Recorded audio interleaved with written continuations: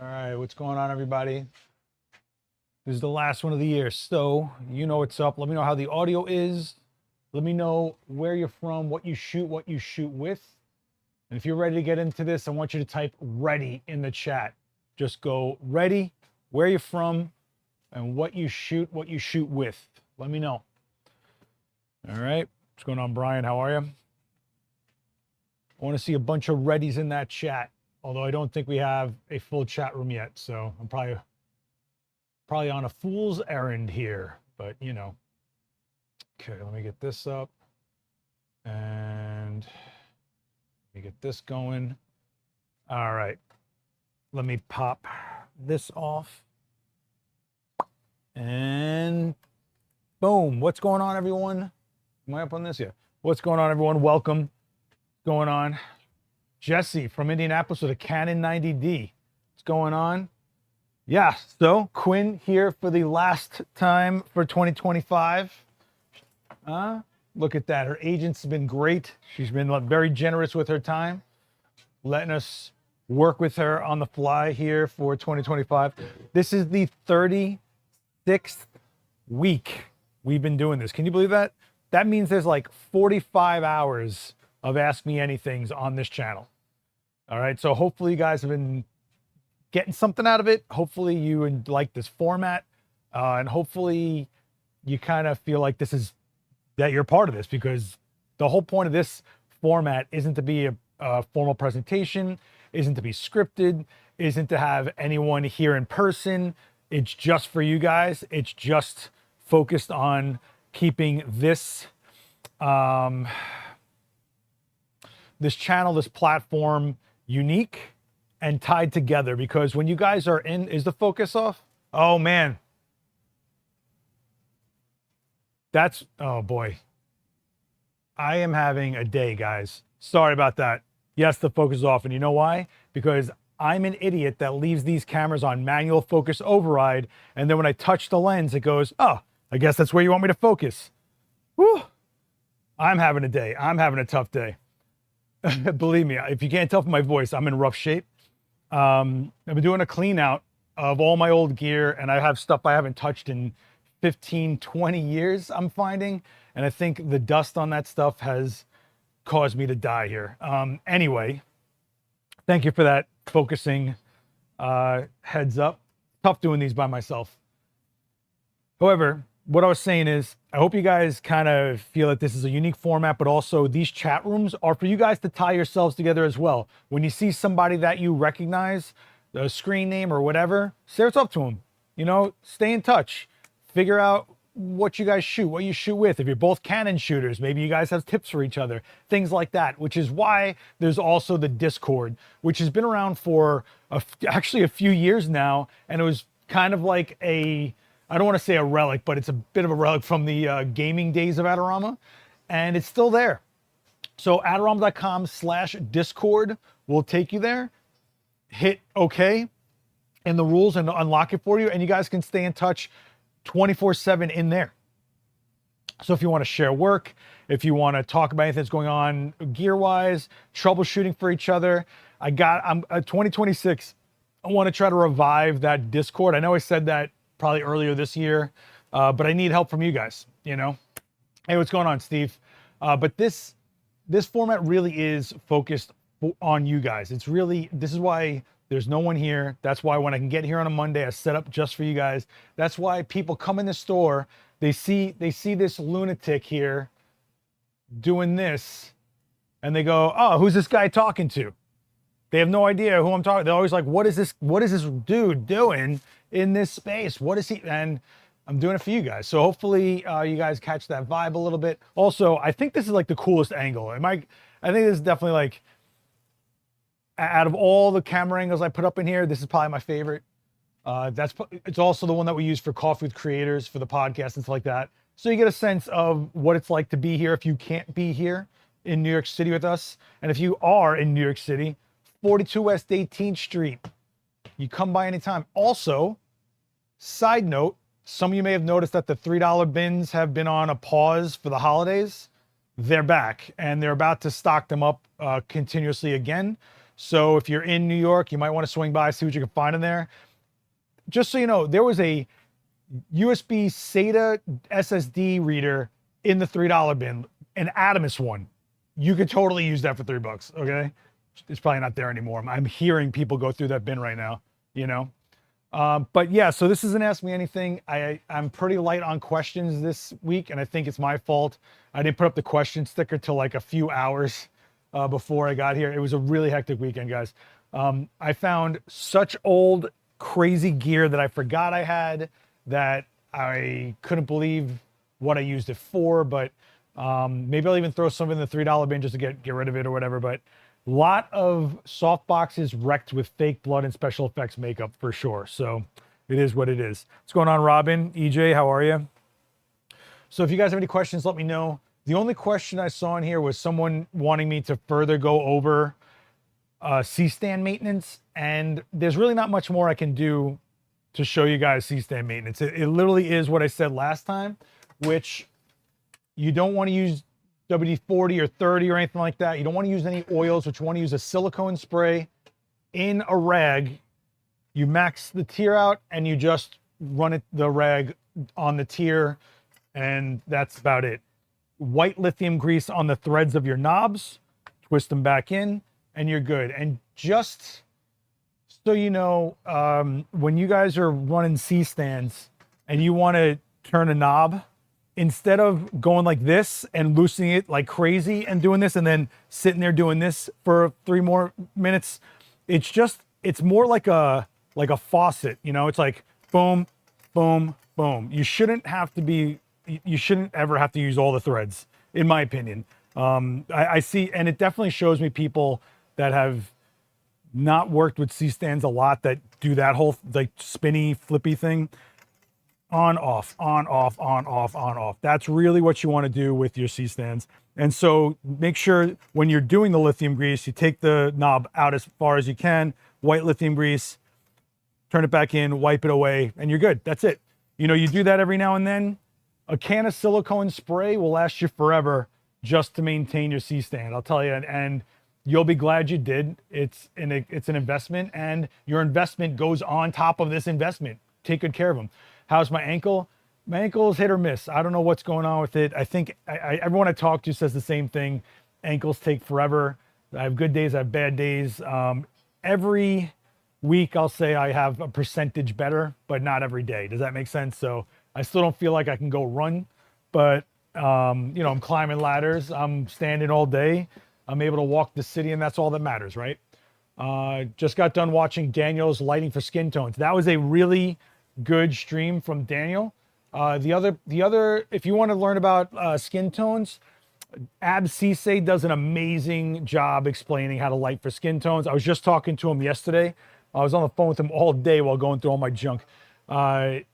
He's really amazing. I can't recommend Ab and Daniel enough. In fact, I would love Ab and Daniel to do something collaborative and see what comes out of that, you know? I think joints in general take forever since they're very complex. Not all joints. Knees, ankles, elbows are really, really complicated and can get chronic because you're constantly using them in strenuous situations. Luckily, I keep my weight under control, and my knees are all right, and my ankles, you know. Does Adorama sell white lifting grease? I don't know. Let me see. That's like a hardware store kind of thing. Honestly, I use white lithium grease from a bike shop because I've used white lithium grease forever with when I used to ride all the time. So lithium grease. I don't think so though. Let's see. Well, kinda. They sell all, I mean, this is what I found just doing a search, which is no different than what you guys would do. Gun grease, synthetic syringe. It's all ballistics related. And that's probably because Adorama it services law enforcement here in New York. So they have like bulletproof vests and all that kind of stuff. So I heard that DJI drones are outlawed in the US. Is that true? I think that's still kind of yet to be determined where all that stuff is lying, because as far as I know, it does not, whatever law is going forward doesn't pertain to what you already own. So it's not that they're outlawed. I think there's a concern of the country of origin for some drones and, security issues that the government might feel they have, but I don't know details. I think it's still evolving. I think it's still going through the motions. I know that some decisions have been made, but I'm not an authority on that, so I wouldn't be the one to lay down the law for you, so to speak. But I do know for a fact that it does not affect what you already own, so I don't think there's an actual banning of some kind. I think maybe for newer units, but again, I would do your own research on that. I would not trust this tattooed goon, okay? And it's an ongoing developing situation for sure. Daniel and Av have such a different type of vibe. Be interesting to see how they collab. They do, but they're both very professional, and professionals know how to work with people, So it is what it is, right? Okay. I did want to go and do a quick look back on what's been going on with this channel so that you guys are a little more clued in. If you didn't know, right before Christmas, I threw up an 8-hour-long live stream of past live streams. So that's now 2 versions of All Day Replay that's going on right here. And that playlist is sitting there for you, All Day Replay. And this is 16 hours of past demos. If you need something to play on the background, if you need a screensaver, something that's just moving while your third screen is still on. If you have seen past demos and maybe forgotten something, or maybe you are further along with your knowledge and experience, and maybe past demos will make more sense to you, things you didn't even realize didn't make sense to you the first time, put these on. Just hit play. That's what they're there for. I'm glad you guys are receptive to them. So you've got, I tried to keep it as varied as I could between actual technical, philosophical, business, copyright, just fun ones. So, and I tried to make sure it was like a pretty diverse group of instructors from all types of photography, all, experience levels, eras that they've worked in, things like that. So I hope you guys are getting a lot out of these live streams. The All Day Replay, I want to keep doing them. So if you guys keep responding to them, then I will keep on putting them out there once in a while.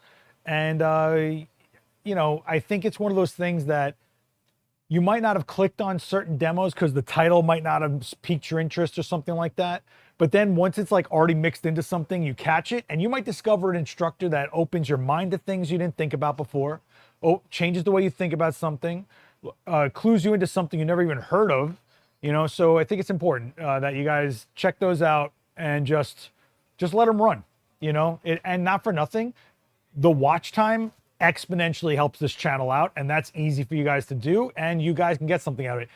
Even myself, while I'm editing or doing something and I need something to play in the background, I'll let these run and I'll just hear somebody say something and I was like, oh, that's pretty good. Oh, I didn't think of it like that. Oh, yeah. And then once you're always immersed in the verbiage or just like the motions of setting up and the shot and stuff like that, even if you're not shooting every day, you get a lot out of it, I think, in my opinion. You let me know if you're the same way. I just think being around it, and if you can't be around it, this kind of gives you that to some degree, The other thing I wanted to allude you to, I don't know if I'm using that word right. I am so rough right now. I am so tired. It is not even funny.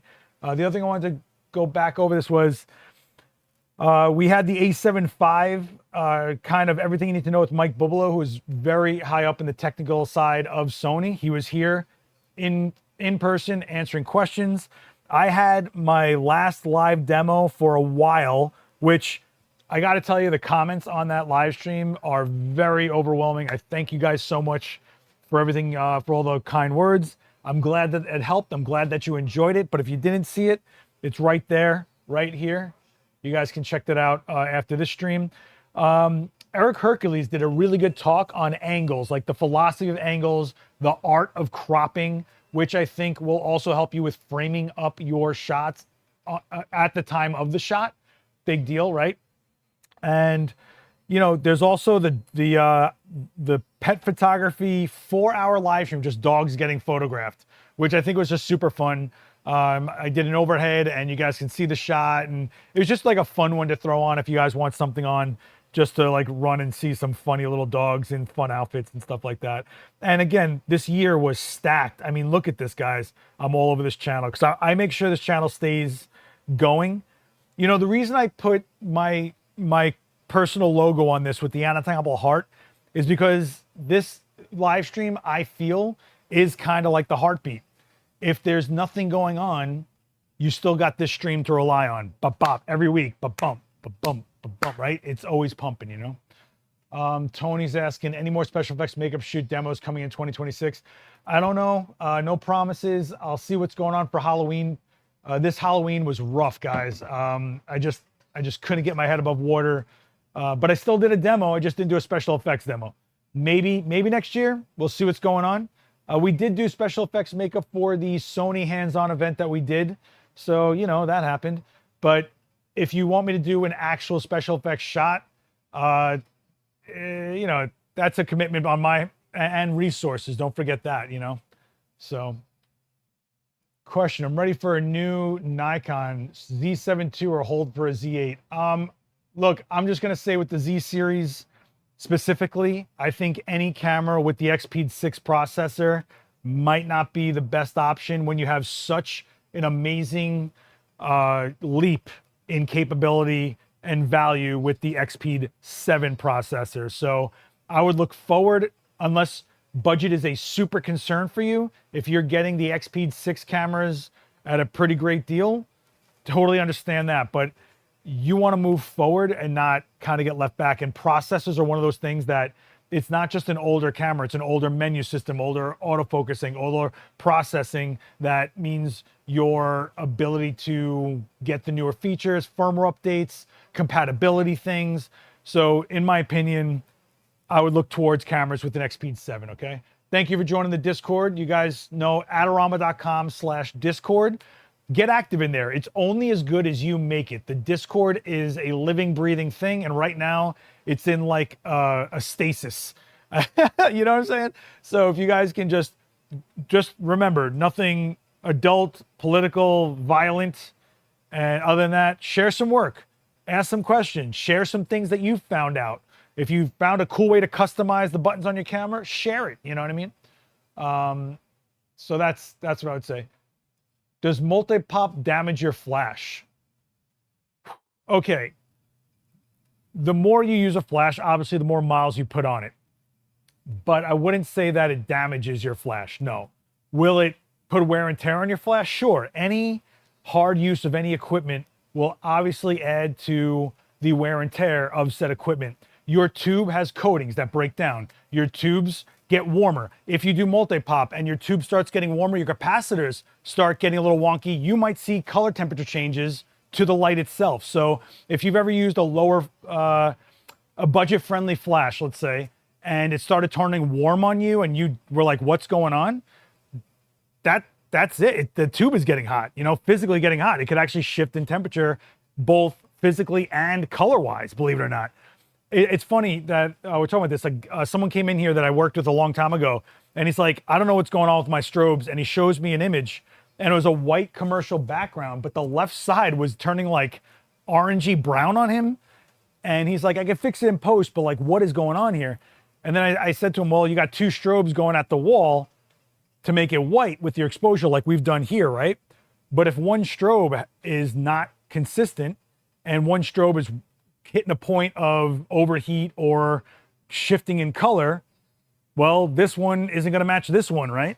And that's what was happening to him. It was pretty interesting. So what he actually was using were older lights.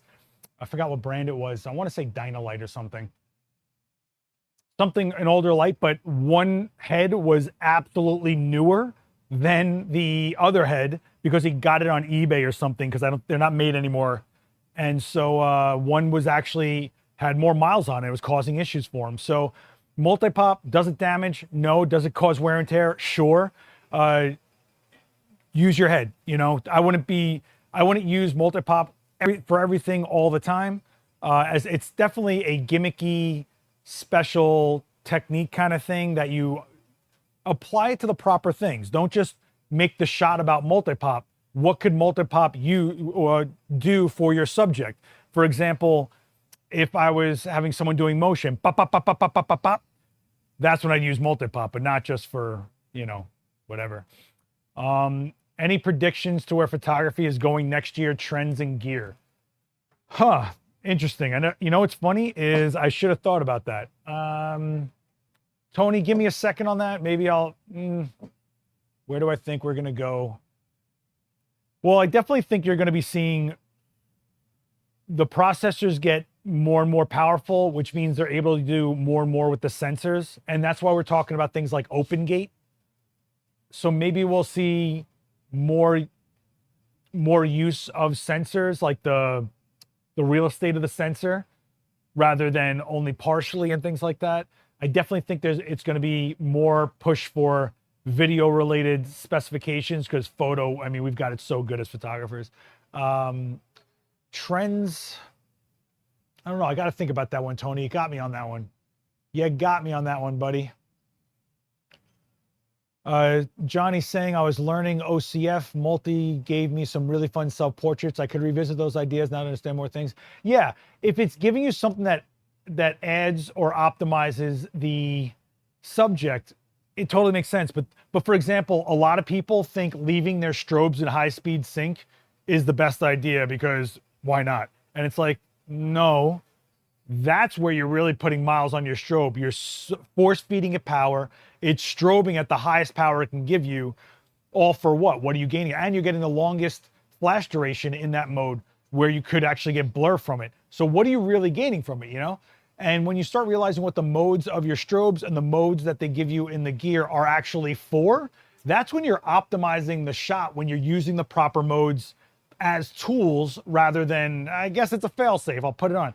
Guys, I'm just gonna go run and try to shut this heat off because right now I am physically dying. So I'm gonna stay with you. Stay with me. I'm just gonna try to shut off this heat is pouring on my face. You guys still hear me, right?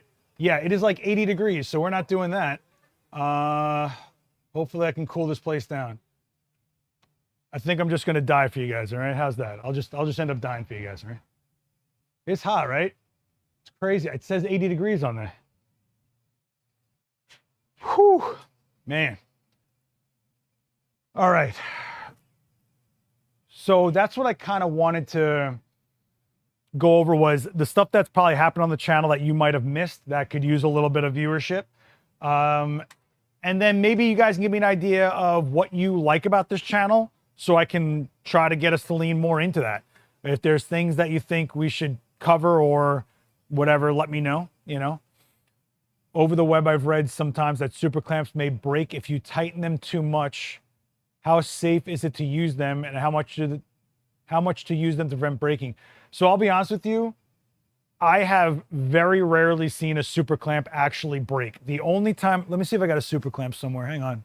The only time I've seen a super clamp really break is if they're lower cost. Ah, perfect. Is if they're lower cost and the rubber here physically separates from the rest of the clamp, and that is when it just sucks. It's twisting, it doesn't really tighten too much, the rubber's twisting. You could damage whatever you're clamping to, but I have very rarely seen an actual clamp get broken. What I have seen is on budget super clamps, I've seen the handle get like warped and bent a little bit because it's lower cost substrates, you know? In my opinion, this is one of those things you don't skimp on. It could last you your whole career, and whatever you're putting on this is an investment. Same thing with C-stands, same thing with articulating arms. Any kind of grip could last you forever and have resale value. They're there to support your investments. Super clamps are holding up every camera in this event space. You're looking at a camera that's being held up by a super clamp for 2 years. Why would I skimp out on that, right? So, you know, this is a Manfrotto. Matthews also makes the Mayfair clamp. So it's one of those things that it's just, I've never seen one break. I've seen the rubber get ripped off, which makes it, oh, I hate them. But but obviously don't over tighten anything. And also be wary of what you are, be aware of what you are clamping to. So for example, if it was a soft pipe, something really thin and not really stable, yeah, I'm gonna bend the snot out of that pipe and it's not gonna be stable, you know? Oh my God. Hey, what's up, Robert? How you doing? Man. So the 20 bucks you save with a lower cost clamp might cost you more in the long run. I'll just say that. All right, guys. What else we got going on this chat? If you guys got any questions, let me know. I'll try to tackle something. We'll do something somewhere. Can't believe we're already 25 minutes deep into this. Have you guys had any favorite live streams that we've done this year? Have you guys said, like, I really got a lot out of that? I mean, we had a stacked year, guys. We had, Jennifer Stitt did a cool demo where she swapped through her lenses. You had, I really appreciated that copyright live stream that we did with Geely. I think she is amazing, and I would love to get her back here for sure. And I think it's a topic that you guys should all know about. Vanessa Joy crushed it with her business talk over the summer here. Daniel's always holding it down, but that's on the main channel. I did a couple live streams, demos here. So let me know what has stuck with you, you know? How long does it take you to check the studio clamps? What do you mean check? Like, I just try to be conscious of if I'm near something, check it. So if I end up getting on a ladder and I'm by these lights, I'll just check the knobs. It takes me 2 seconds and we're good, right? So I guess since I'm always around everything in the studio, I'm always constantly checking. I would say that a good time to check is when you're going into drastic different seasons. So for example, in the summer, everything's warmer and everything swells. In the winter, it could contract. So when it's getting really cold out, I'll make a habit of coming in and seeing what might have been get a little bit, you know, looser or not as tight rather, because it's never really loose. If it was loose, then I really did a bad job. When my paying job interrupts my live stream enjoyment, it'll be here on playback, and you know that. There are 36 weeks of this on playback. There's 2 years. There's almost 200 something videos available for you on playback. You know, these don't expire, guys. Come on. Can you use the Matthews Noga arm on a travel stand, or is it recommended for light? I wouldn't do it. You might see me do it on the Matthews videos that I've done, and you might even see me do it at a trade show. But I would not make a habit out of it. It's a heavy arm. Those arms are like 3 pounds, maybe. A full-size one, like a 20, I think they're 22 inch, I think. The full-size articulate. Do I have one? Let me see if I have an extra one. I do not. Okay. I would not make a habit of it. The reality is you guys have to, you can't look at travel stands as, how can I exploit them? How can I get, because they are the first type of grip, basically, or stand, basically, to have a limit. So don't push that limit because you're just asking for problems. If you think you need a heavier setup for any reason, get a proper stand. Not even a C stand, just a more built stand. And if you have to ship it, if you have to check it as baggage, that's what you need to do. Because there's no sense in going, well, my stand is swaying like crazy, but hey, I didn't have to check my bag. Come on, you know? It's worrying me that I'm getting so many questions about how far you can push a travel stand when that's not the point of a travel stand, you know? Yes, I did do a video with the extendable leg and the arm. And if you see in that video, I say, don't do this. I say it all over that video, but I'm just showing you, like, if you get in a jam, you have kind of like an ace in the hole to get yourself out of it a little bit. Daniel did a video a few years back on budget entry-level gear. Would you consider a live demo with all entry-level kit? Yeah, totally. I think the issue that I have with that, though, is everybody's idea of entry-level is different. In fact, Daniel did a demo once with a Nikon Z50, and the comments in the chat while he was doing that demo was, this is too expensive of a camera. to us, if you're serious, if you're looking to grow, that is a baseline camera. It's a few $100s. It's APS-C. The lenses are lower cost, but it's got enough in it to give you a quality image that you could actually create a service or a product for someone if you needed to. So then it's like, what is an entry-level kit? And is the lighting entry-level? And what is entry-level that way? And, you know, so I guess I'd have to think about format, but yeah, of course, sure. And I would like to think that everything we do, if I'm using a $7,000 camera or a $1,000 camera, the principles are the same. And the whole point of it isn't the gear. The point of it is, what are we doing with the gear, right? So, you know, the lens choice, the angle, the way we light, all that kind of stuff. It's all the same no matter what I'm using, you know? What was your favorite live stream or one that you really walked away with thinking new about? I really did like that copyright one. I think that one was really good, and it didn't do too well on this channel because it's not a fun, it's a grown-up, right? It's like your vegetables. We had to get you guys to eat your vegetables for a second. But I really did appreciate that one a lot. Who else was in here? You know, they're all a big blur in my head because I'm here for every one of them. And I'm lucky to be here for every one of them because I got a front row seat to hearing how other people teach. Gary Hughes, I think, did a really great one. I think he has a really good method of relaying information that absorbs well. And I think he's super fun. And he does this for real. He actually makes a real living as a photographer. So he's as legit as you can get, you know?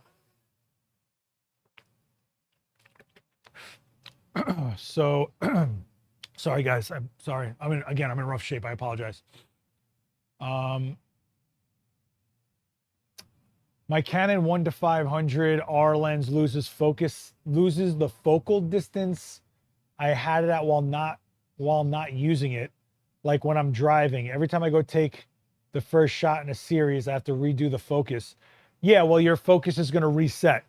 There might be, depending on your Canon, there might be like I know in Nikon, there's a setting where you can have it to go back to the same focusing you left it at when you shut it off. Canon might have a similar mode like that. I don't know what it's called, but I'm sure they probably have something like that. You have to set it for that though. And some people don't want that. Some people do want that. I never have it set because I'm always starting over when I start over. So I don't really care about that. But is it persistence? Focus persistence? I can't remember. I'm sorry. You might want to do a quick search on that, but there's settings in your camera when you have a camera that's focused by wire, meaning there's no actual hard drive. So hard drive, like back in the day in DSLR land, you had an actual screwdriver that was on the camera that was driving a screw inside the lens that was physically moving an actual screw that was moving your lenses, your lens elements to get focus.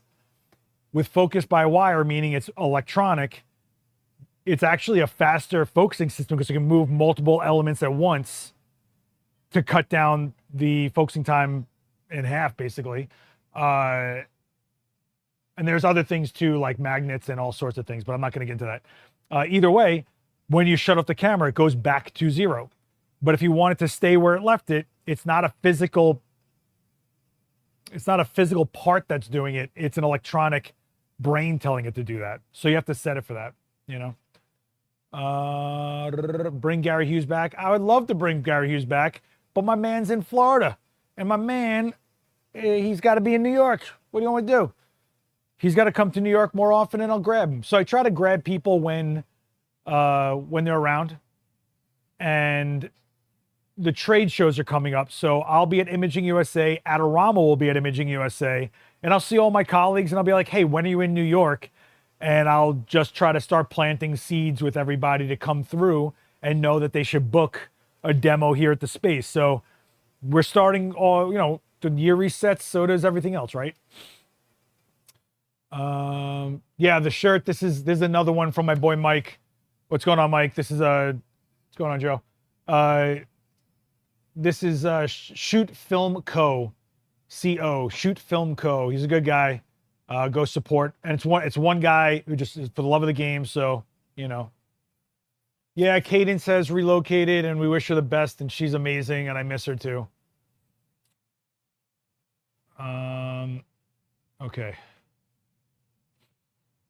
Magnets, how do they work? Every system's different, but when you see these silent systems like, man, like Ultra Silent Wave or Silky Swift or whatever, what they really are talking about is there's a floating element that's resting on electromagnets instead of touching anything, and it's floating back and forth. So it's physically not touching anything, so it can't be making any frictional noise, which means if you're shooting video or you have a microphone over the lens like a shotgun or something like that, it won't pick up any noise, which is cool.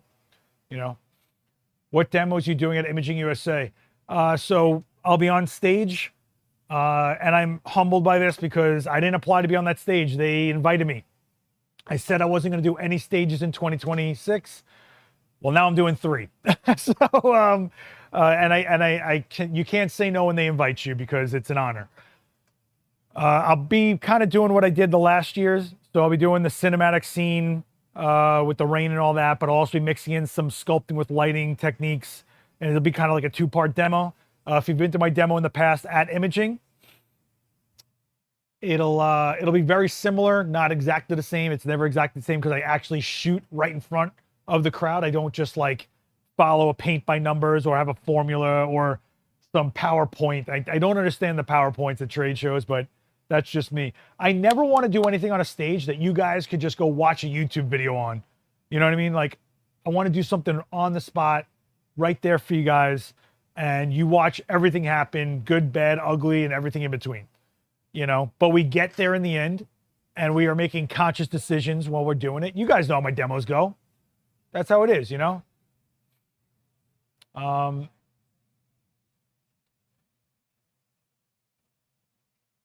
Okay, cool. Is a magic arm another name for Nogarm? Magic arm is a Manfrotto Avenger name. So it's kind of like Kleenex tissue kind of thing. It's an articulating arm, mainly with the magic arm though. I wish I had an arm for you guys. I could rip one out of the wall, but I really don't want to do that because then I got to go reset everything. With the arms, you guys, let me see if I can do this. Hang on. Tony, let me see if this will work. I'll swing this way. So that's an articulating arm right there, right? So let me show you guys what I'm talking. So this is, can you guys see this? This is an actual knob, and it's a T handle. So you loosen it, you tighten it like any other knob. However, on a magic arm, if I'm correct, because it's been a while, magic arms have a lever that locks or unlocks. It's not a knob. There's no variable friction. I can't make it like a little loose. It's either on or it's not. Let me, the focus is getting weird, right? Yeah, because it's backlit. Hang on, guys. Hang on. Okay. So the lever will, you set it with an Allen key to what tension point you want, and you lock it, like you physically lock it down. And that's what I've always known as magic arms. These are variable friction, meaning I can just make it a little loose and make it more malleable if I need it, or it's not a lot of heavy weight, or I can tighten it all the way down. Some people don't like these because it's not a foolproof lock. Like you could still move this arm, you know, if you really, really had to, but the lever lock, it's like done. Like that's it, you know? All right, let me see where I'm at here. I don't even know where I'm framed up here, but whatever. Does that make sense? I hope you appreciate that. That was for you, Tony, all right? Hopefully that made sense or was illustrative enough for you. Any chance you coming to the UK photography and video show? I did touch base with them last time. It was days apart from WPPI here in America, and I am committed to that show because Adorama goes to that show, and I go there with Adorama. Yeah. So let me show you the arm actually before I Let me see if I can find it really quick.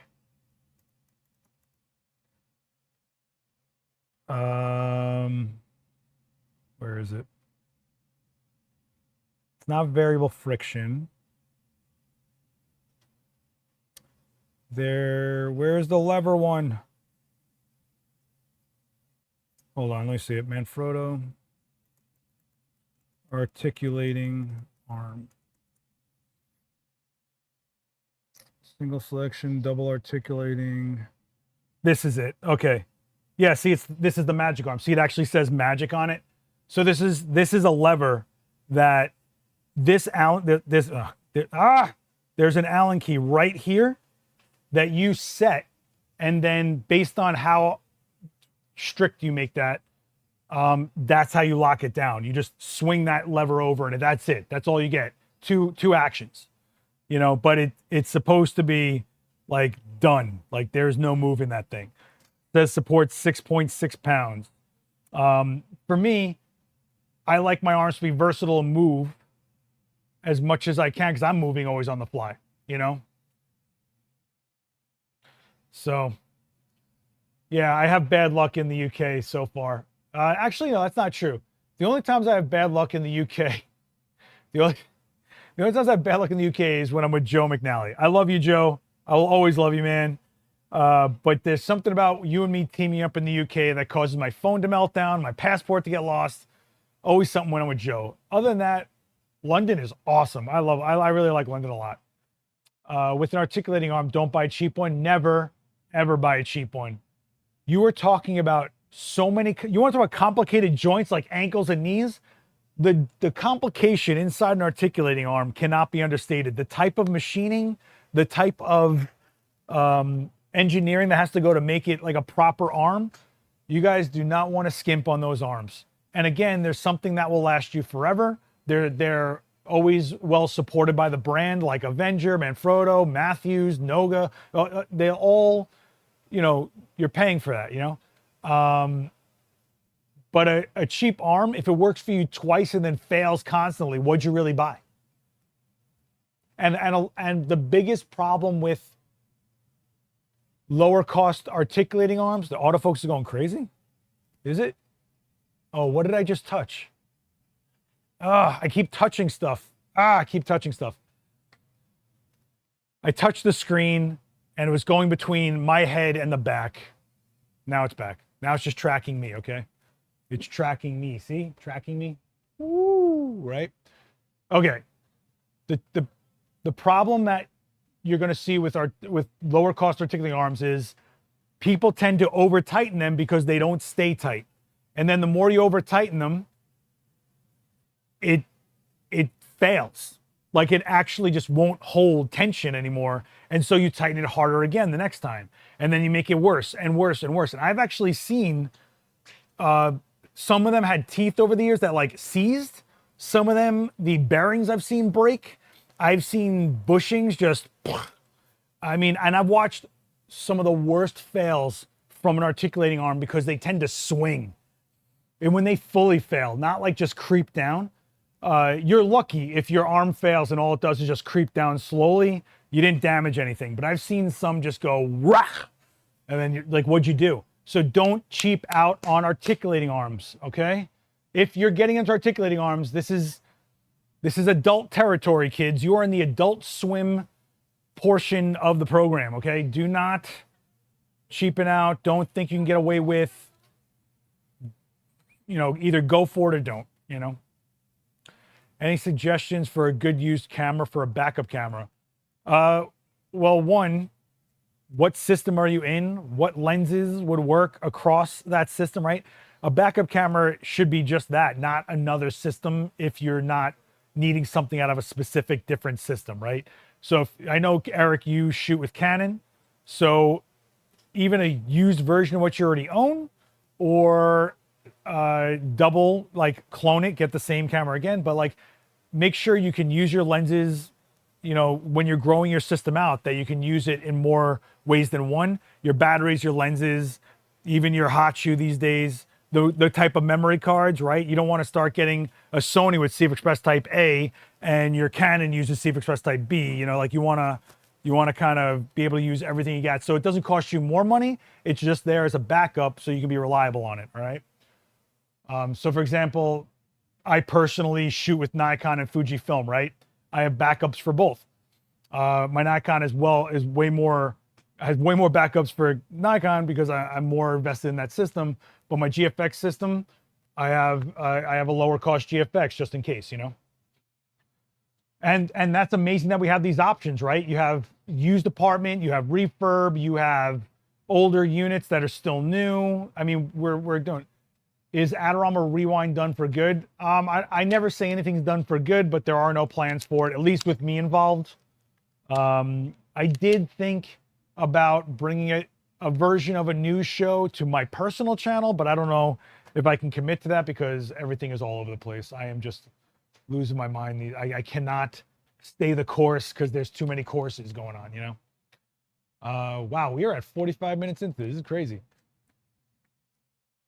Any other questions, guys? Oh, what are your thoughts on image quality for F mount versus FTZ? So you're talking about native Z mount versus adapted F mount image quality? I think you'll always have advancements in image quality when it comes to lenses. I think, you know, they find ways to trick the physics, the coatings get better, stuff like that. But the one thing I think you'll notice is mirrorless can focus on the entire frame rather than DSLR, which was what the F-mount lenses were designed for, which is more of the center of the frame. So you might see some differences towards the edges. What you will see a difference is one thing being focus breathing, because DSLR lenses weren't really designed for video. So they didn't really take into account the correction for focus breathing all the time. So if you're worried about your frame jittering while you're doing video, you might want to go with more of a native lens. And this isn't just Nikon, this is Canon too. But what I will say is I've noticed that on both Canon and on Nikon, adapting DSLR lenses, they have focused faster for me. But you will also see native mirrorless lenses have better motors, more motors to keep up with the faster frames per second that DSLR wasn't doing. DSLR was not doing 30 frames a second, guys. It was not doing the frame rates that we're doing now with electronic shutter. So you need lenses that keep up with that. So I appreciate the modern glass. I like the quality that we're getting out of modern glass for every system. If there's a characteristic from an older lens for F mount or EF mount or whatever it is, that is a different story. Okay. Oh my God, I am like losing my voice. Thoughts on using protective filters on lenses versus using lenses without? Depends on what you're doing. If I'm in a studio in a controlled environment, I don't really care to have anything on my lens unless I want an effect. If you are shooting some kind of football game where rocks are getting kicked up and you're worried about a very expensive lens getting nicked or hit, you know, UV protectors can kind of help mitigate that. In fact, Nisi, do I still have it? I think I have one here. Nisi made this one particularly. Nope, it's not this one. Never mind. Nisi makes one that when it has a laminate on it that if something hits it, there's a short on my personal channel of me hitting it with the C-stand and it cracks and it shatters, but it doesn't fall apart or it won't actually touch the lens itself. So what I don't know is, does that affect image quality? Does that shift your color? They could, but in certain situations, if I know something's gonna come flying at my camera a lot, or there is a chance of that or a good chance of that, it's not a bad idea, you know? Any recommendations for shooting NYC for New Year's celebrations? What combo of night shooting and the bright lights? I am the wrong guy for that. I duck and hide for New Year's.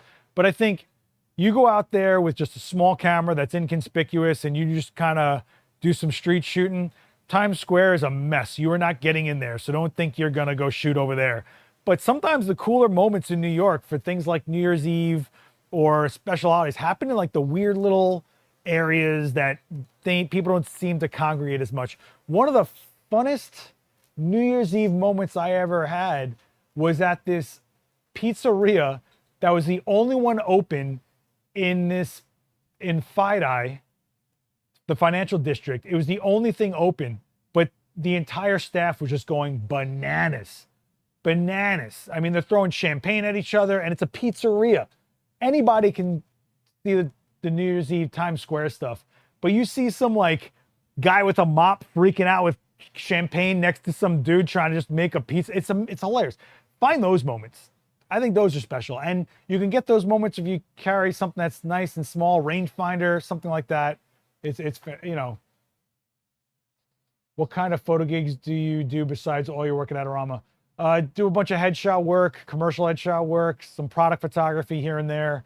My makeup, commercial makeup stuff isn't been so busy. There's a large job that I'm up for now that I can't really talk about, but I will bring up after it's done with. But yeah, I just, whatever comes my way, if I feel I can do it, if it's in my bandwidth, I take it, you know? But you won't see me doing like weddings or bar mitzvahs or anything like that. I'm just not that guy anymore. Now you want champagne-based pizza. But you get what I'm saying? Like, find like the stuff that nobody else could find, you know, those moments. That girl dressed to the nines, you know, that couple that just looks incredible for the night, or, you know, something, you know. One New Year's Eve, I remember there was a guy who painted himself silver and then covered in glitter, and then just rode a longboard skateboard around Union Square in a Speedo, like the Silver Surfer, but it was totally New Year's Eve. Like, I think on his chest it said like whatever year it was, but he was basically trying to be like glitzy, like the ball dropping. And I was like, all right, that's cool. You know, like, show me those people, you know, show me those moments, you know? What's up, Akiva? Dude, it's so hot in here. What is it? Is this from the bins? From the bins. So this was just found in the $3 bins. Nice vintagey. It's really clean. Even the foam isn't deteriorated. This is one of those someone found it at a yard sale kind of thing. Wow. Do you even have aperture on this?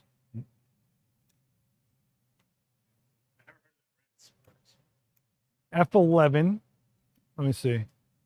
So this is,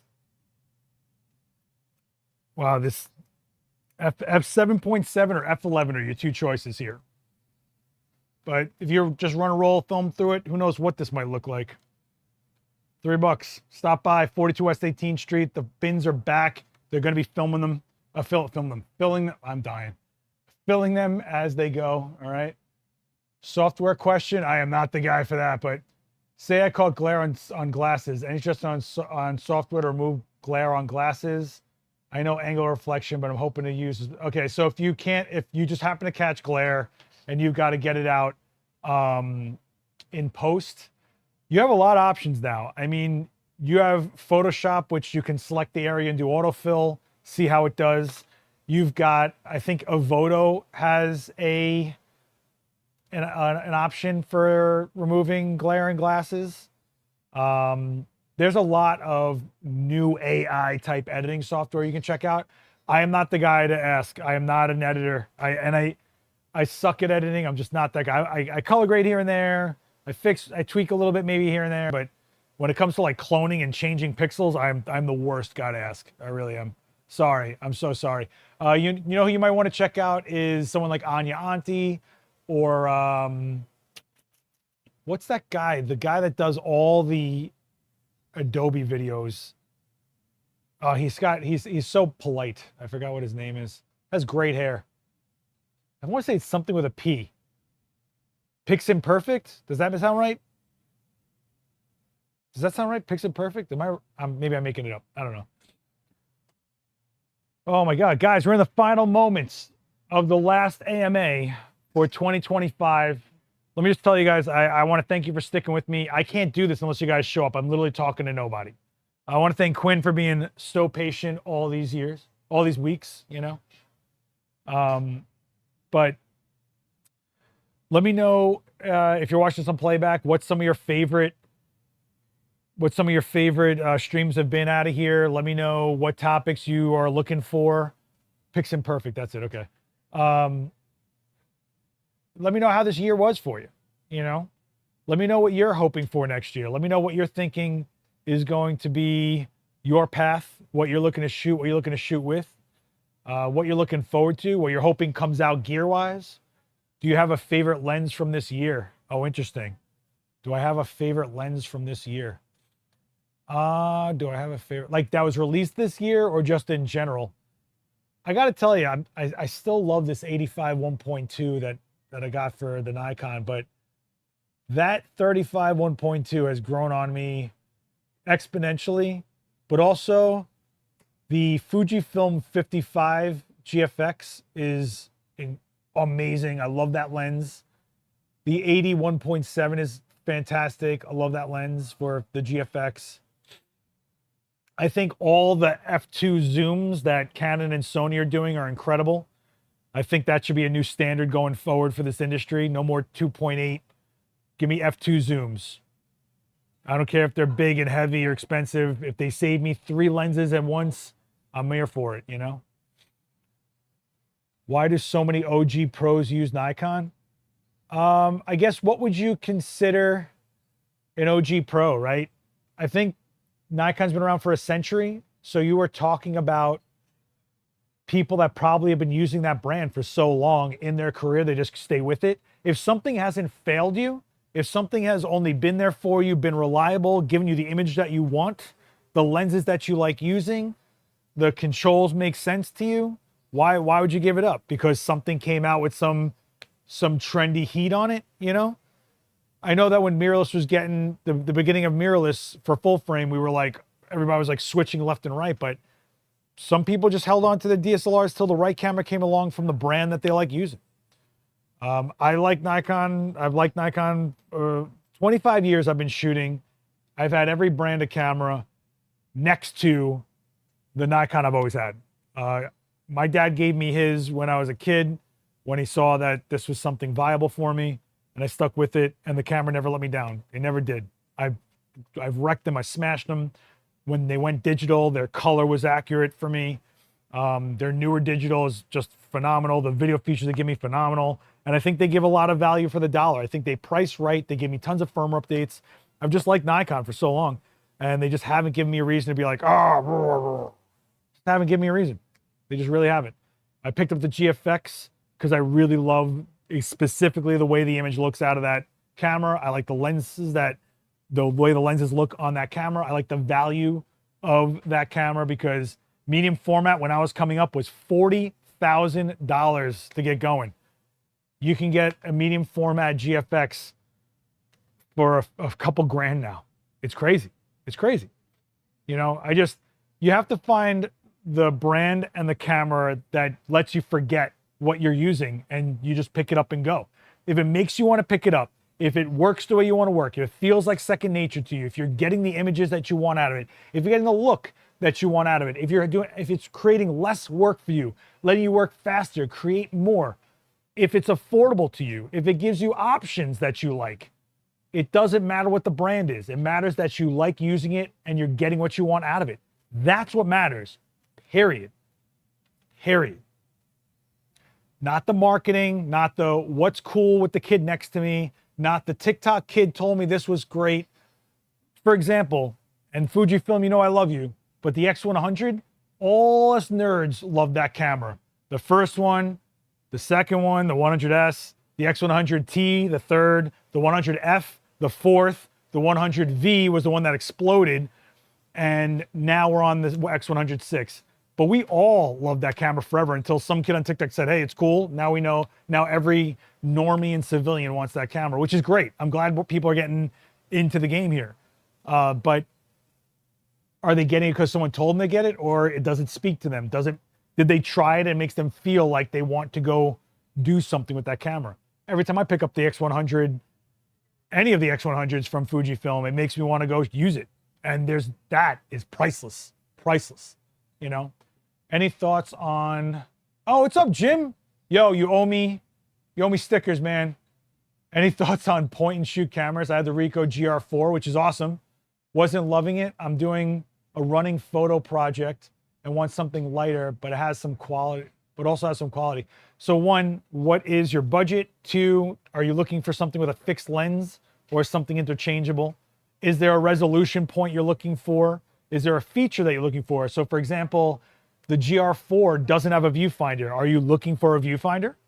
You know, what are the key things you're looking out of for a camera, and what is your budget? And then things start lining up, you know. But there's a lot of point and shoot cameras out there, especially in the used market. However, they're super trendy right now, and they're skyrocketing in value in the secondhand market. So good luck with that, you know. I think there's a lot of compelling options out there. Sony has a lot of point and shoot options, but they're a little up there in price because there's so many options in there. I think Fujifilm has so many fun options. I just don't know what you're looking for, what your key characteristics out of a camera you're looking for are. So it's tough to answer that, you know. Yeah, I'll see you guys at imaging also. Please let me know who you are. Ask me for stickers. Okay, I'm gonna have 10 tons of stickers on me. Chrome, the new hotness, limited edition. If you're seeing me at imaging, and if you go to the Adorama booth, ask for Teresa and say falafel, and you'll get the Brooklyn reflector.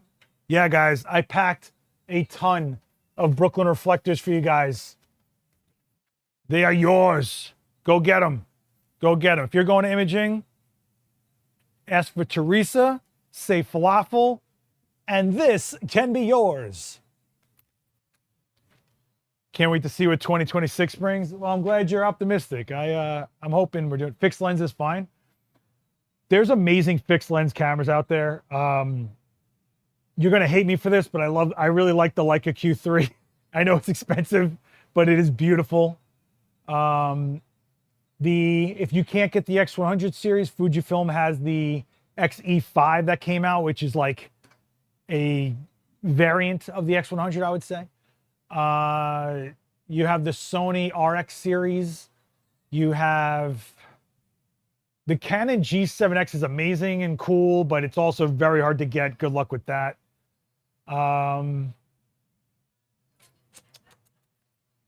If you're looking for something really small, if you want to go Nikon, there's the Z52, but that's interchangeable lens. So, you know. And of course, there's always the used market if you're looking to save a few bucks. So, but find a budget, list what you really want out of the camera. Like, does an EVF matter? Does it not matter? All that kind of stuff. And you'll start clearing off the table for what you're looking for sure. Fava beans or chickpeas in falafel? I'm a chickpea guy. What is that a cultural thing? Is fava beans like another region, and chickpeas is it a culture thing, or is it just like a choice thing? Chickpeas is what's up. Shout out to Mamoons. Love to check out that Fuji half frame. Didn't that just drop in price? I think it did. Did I do the video for that? I did the video for that, right? Did I do a video for that? Oh no, me and Daniel did the video. That's right. Let me see. Is it 200 off now? X half. Let me see. Yeah, they took 200 bucks off the camera. So if you've been looking at the X half, there you go, 650. It's definitely a unique camera. It's definitely got like a quirk to it. It's fun though, I'll tell you that. It's fun. Fun little camera. And definitely fits in your pocket, for sure. What'd you rent, Jim? I'm on a delay. Don't forget that. I'm totally on a delay. By the way, Jim, this is still crazy to me. I don't think you realize how many of the shots of you riding I had on my wall. I think Rob Dalecki shot half of my walls when I was growing up, and you were on those walls, man. Sunday bikes, the whole joint, you know? Man, it's crazy. Actually, no, Kink. You weren't Kink, right? Kink bikes, then Sunday bikes. Oh, the Fuji X half? You could rent the X half? Crazy. I will say the X-Half is fun, but if you're not into the aesthetic of it, of like the diptych and all that kind of stuff, and you're looking for like higher image quality, something like that, you know, just be aware, like every camera has its kind of target there, you know. Dude, it's 1,000 degrees in this little box with all these tubes, and I can't shut the heat off. I am dying, guys. Yeah, hit the like button. I appreciate it. And look, we've had a great year here. I can't thank you guys enough. This channel cannot exist unless you guys are in that chat room, and I appreciate you. If you're watching this on playback, type falafel in the comments. Let me know you made it this far. I think that'll be the sign off. It's not shutting off, Peter. It's on kill Seth mode. It said bake Seth. That's what the mode's on. The mode is on let Seth sweat to death. It's in the store. It's that hot. I know it says 80 something degree. I know. I can't. It's dying. If you're in New York or you're stopping by, don't forget the $3 bins are back in full effect. They'll be filling them up on, you know, here and there. Daniel will be back January 15th. So the streams are going to be a little light. I'll try to put some stuff on the channel that's like, you know, compilations and things here and there. I'll be live again Monday. I thought I wasn't going to be here. Things change. I'll be here. So don't worry about that. And yeah. I've been checking prices. I'm going for a Z8. That's a big going for. Actually, the Z8, that's funny you say that, because I was going to shoot with the Z8 today if we got to a question where I was going to shoot, but we didn't. So I thought I'd go spec. We did the Z6 III for like half the year. I figured I'd go a little bit more hard with the Z8 if we got to it, you know. No, Deborah, I appreciate you. Hopefully these chats get a little bit more bigger as we go forward. I know it's a tough time slot, but whatever. I wanted to pick a time slot that you guys could always know about. So 11 a.m. or 5 p.m. Eastern are the two times we stream at, if you haven't caught that. Live demos, 5 p.m. Podcasty type stuff, 11 a.m. So that way you guys know Eastern time, 11 and 5, you could pop on one of the Adorama channels and we're probably live somewhere. Hopefully you guys can watch these on playback if you can't catch them live. That's a huge help as well. If you're new here, hit subscribe and make sure you hit the bell, because you will be notified when we go live, and the majority of this channel is live, you know? So you're going to want to be here for the live streams for sure. That way you can ask your questions directly to the people presenting, and you get the most out of them, you know? Guys, I can't thank you enough for this. Go check out my last demo on this channel, Evolve the Portrait. Check out Eric Hercules' talk on angles and cropping. Check out the copyright thing that we did. Check out the 8-hour live streams. Don't forget that whole thing. There's 16-hour playlists you guys can put on here. Let me see. Hang on. I mean, go check out the all-day replay. This is 2 different live streams of past streams marathon together for 16 hours. If you, I mean, look at all these playlists that you got. Forget it. This show itself has its own playlist, so you can just play from the beginning. If you've never seen me use Edge Mask, or the 4x5 converted to digital, or the Cinefoil demo, or the high-speed sync demo, or the using flash at night demo. There were so many demos over this past year. Make sure you check out the compilations, which are really good. If you don't want to sit for 8 hours, you got 2-hour compilations, you know? And don't forget that we were live a lot this past month with all this stuff. Look at all these classes for you. Make sure you check out my demo. I want it to be remembered. I'll put it in the chat. Here we go. Boom. You guys go check out my demo. Leave some comments on that. But for now, thank you guys for 2025. Thank you, Quinn, everybody. Thank you to Quinn. She's like, oh, me? She's like, oh, thank you so much. You see that? She's saying thank you. And make sure you maintain your C-stands, kids. I'll see you guys at Imaging USA if you're going to be there. I'm on stage at, I want to say the Tuesday at 10, maybe. I don't know. And I will be in the booth doing demos along with some really great instructors as well. Stop by the Adorama booth. Say what's up to everybody. exclusive deals happening at Imaging. Make sure you stop by the booth. Do you know the booth number? No? You can't miss the Adorama booth. Let's be real. We're going to be loud. We're going to be doing live demos. We do the best demos on the show floor every time, and I stand by that. Make sure you swing by, say what's up. Ask for Teresa, say falafel, get yourself a Brooklyn reflector. If you see me, ask for some stickers. If you are going to be there, come to my class. I got 700 seats I got to fill.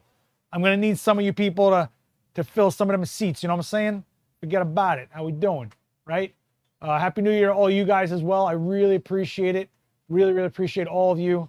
I will see when I'm going to do another demo in here, probably after Imaging, maybe late February-ish. I don't know. Booth 233. Oh, Mary, what's up, Mary? Booth 233 at Imaging. So make sure you guys stop by booth 233. Exclusive deals. Lewis will be in full effect. You know what's up with Lewis. If you know, you know. Best demos on the show floor, without a doubt. Brooklyn reflectors for free for you guys. Stickers, swag, raffles, massive raffle. I think I'm going to say it. We have the best raffles at Imaging, at any trade show. I think we have the best raffles. You can see it by how we clog up every, what do you call those? Aisles. We clog every aisle. Man, I am fried. Do you hear my voice? I can't.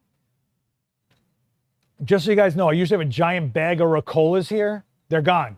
Don't know where they went. Wish they showed up somewhere. That would be amazing. And make sure you guys, if you're in New York or coming to New York, check out the Adorama events page or follow Adorama on Eventbrite so that you can get notified when the events are here and you can schedule and come to a class, be here in person. Say what's up. Daniel will be back January 15th and we'll be booking out from there, guys. So again, thank you so much for an amazing 2025. We couldn't have done this channel without you. And I don't know, there's so much on this channel to keep you company through this new year. Be good to each other, guys. I will, I guess I'm good, right? We good? We good? She's like, we're good. I need a thumbnail. Right? Okay. Be good. I'll see you guys here or somewhere else or in this chat. You know, just go shoot. What's the worst that can happen? You like something you shot? What's the worst that can happen? All right. Be good to each other. Later, guys. Later.